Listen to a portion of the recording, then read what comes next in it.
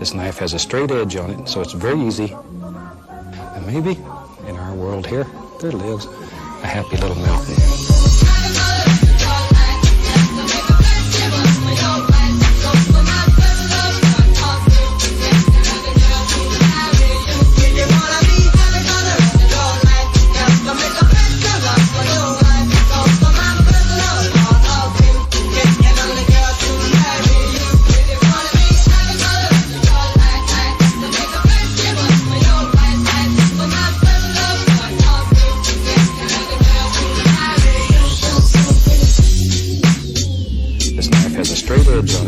Very easy.